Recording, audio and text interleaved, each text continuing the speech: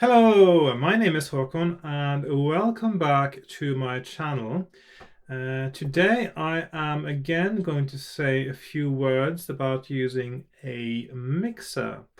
I do have a few videos on mixers now on YouTube, and the most frequently asked question I get is how to connect an effects loop to the mixer. This is something that can be a little bit confusing, so I will try to explain it in an easy fashion and show you the basics of it. Now, of course, there are lots of little varieties of how you can do this, but I'll just go through the really basic way of doing it. To help me demonstrate, I've got my Impress Effects Zoya, which is a stereo or dual mono input and output effects unit. I will pretend, of course, that this is also sometimes just mono. So first of all, scenario number one, mono input and mono output effect. So I want to connect an output from the mixer. I'm using auxiliary 1. If you have more than one, they're called auxiliary 1, 2, 3, etc. usually. And that is going to connect to the input of the effect, which I now pretend there's only one socket here for that to connect into. And I'm pretending there's also just one output that I will send back to my mixer, and I will insert that in a normal line channel. Now, some mixers have dedicated return channels for effects. Not all do. Sometimes they're mono, sometimes they're stereo. On this one, you will notice there are two stereo channels here that you might think are suitable to use for returns. But generally, if you are a beginner at using mixers, I would suggest using a mono channel for your return, because that gives you pan control. A stereo channel doesn't always behave like a mono channel if you only insert one cable, like so. Some mixers might then treat this as a mono signal and allow you to pan it, but stereo channels, they often have balance knob, because they have balance knobs instead of pan knobs, which behaves differently. So if you want to be able to pan your signal in a normal fashion, you want to put it back into a single line input channel to be on the safe side. Very important thing to note is you want your send levels on the channel you plug it back into to be set to 0. So this is the auxiliary send knobs here, this row here of the green ones that decide how much signal from each channel is sent out the auxiliary output. If the value on the return channel is anything but 0, that means basically that the output of the effect is sent back into the input of the effect, and you get a feedback loop, and that can have some unforeseen circumstances. In worst case scenario, something will also break if you do that. So be very careful with feedback on your returns. Set that to 0 before you increase gain on that channel.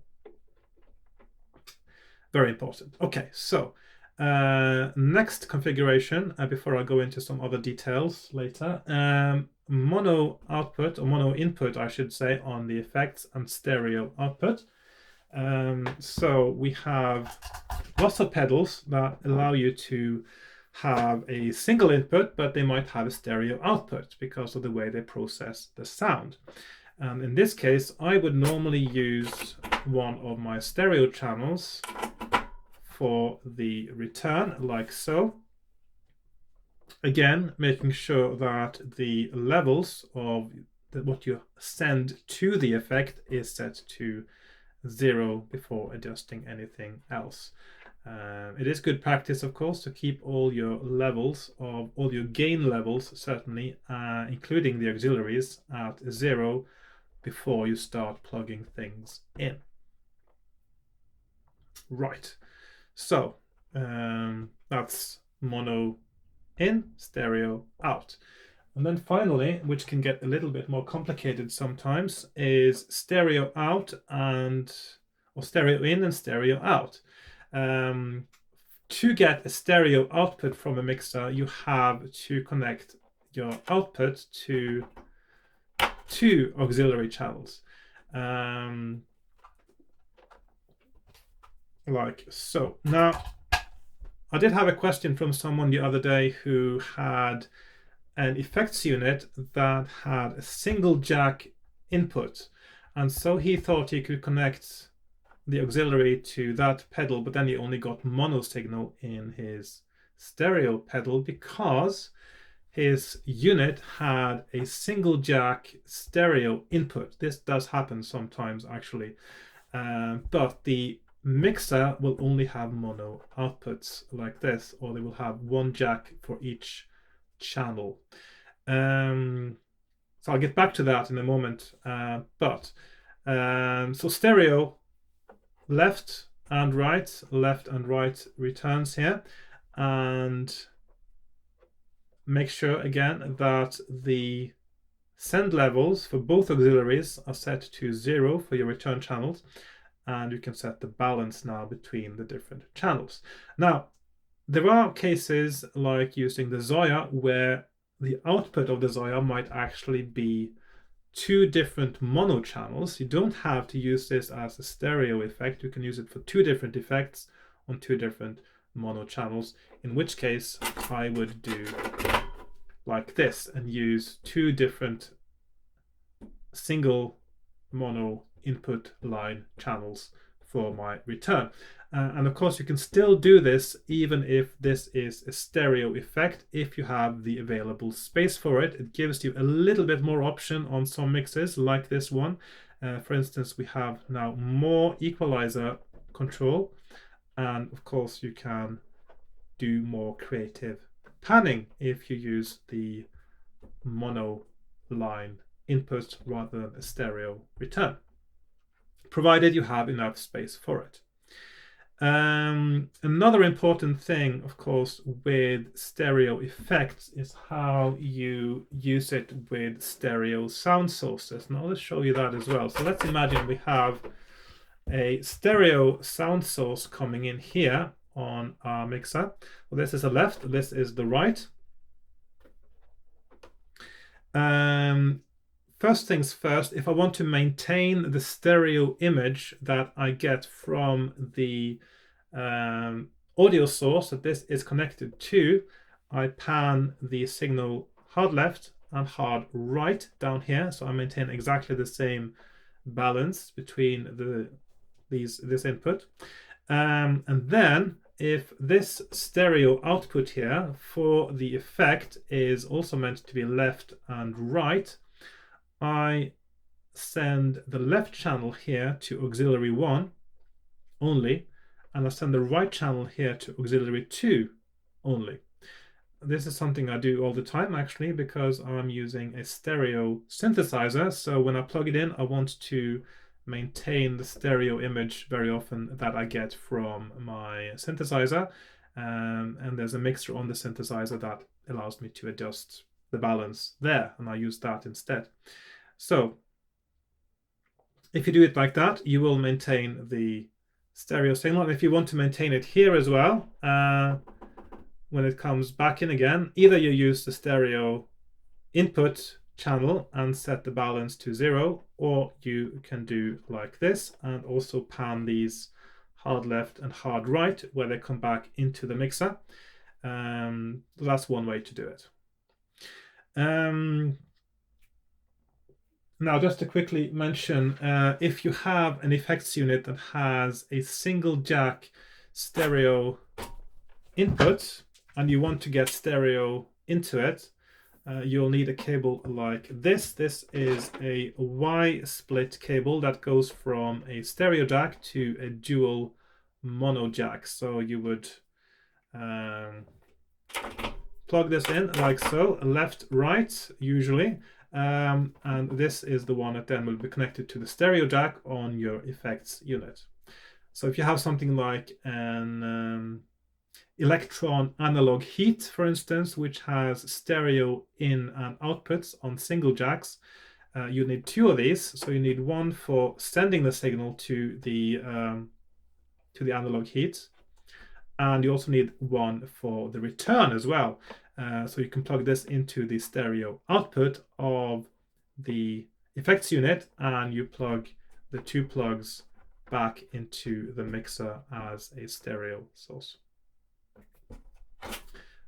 Another important thing to mention, very often when you connect external effects units, you very specifically will want to have the effect set to full, what's also known as wet. So you set the effect to 100% wet, and then you control how much effect you get out of it on the mixer instead of on the effects unit.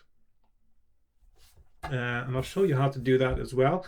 Now this is something that will vary a little bit from mixer to mixer, but most mixers will have this feature. I'll just plug this back in again now, just to so everything is the way it should be. So let's just imagine now we have the let's see, is that correct? No, that is not correct. That is like so. Not that it really matters because we don't have any signal going in or out here now. So most mixers would have some kind of control somewhere selecting whether the auxiliary outputs are going to be pre-fader or post-fader. What that means is whether the signal is taken out from the input channels before or after the faders. The faders are these ones down here. That is the controls for how much volume comes from each channel to the main output mix. So normally when you use effects loops, you want to get the signal pre-fader.